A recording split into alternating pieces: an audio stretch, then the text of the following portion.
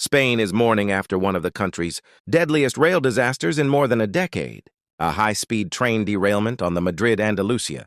Line has left dozens dead and many more injured, prompting 3 days of national mourning. Spain's King Felipe VI and Queen Letizia are expected to visit the crash site later on Tuesday as the nation seeks answers to how such a tragedy could occur on one of Europe's most advanced rail networks.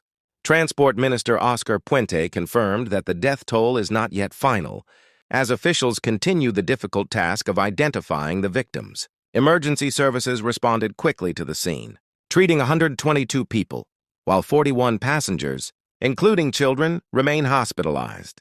12 of them are currently in intensive care. Rail authorities stated that around 400 passengers and staff were on board the 2 trains involved in the incident, according to officials.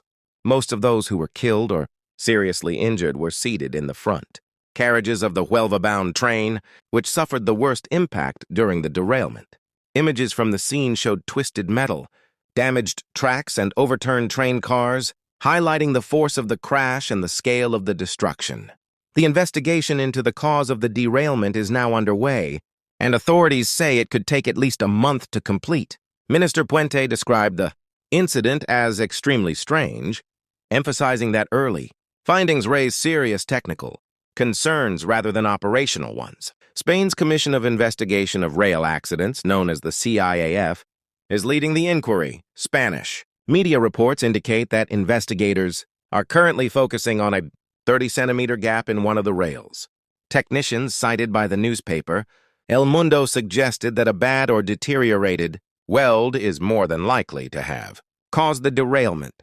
However, questions remain as to whether this fault existed before the crash or occurred as a result of it. Ignacio Barron, head of the CEF, explained on Spain's public broadcaster, RTVE, that derailments usually involve a complex interaction between the track and the train itself. He stated that investigators are examining both factors carefully to determine what exactly went wrong. At this stage, no single cause has been officially confirmed.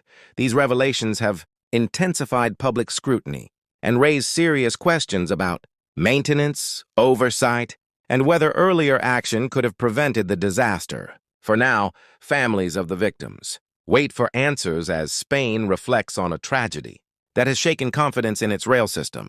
As the investigation continues, authorities have urged patience and restraint, stressing that determining responsibility requires time and careful analysis. The coming weeks will be critical in understanding what caused Spain's worst rail accident in years and how similar tragedies can be prevented in the future.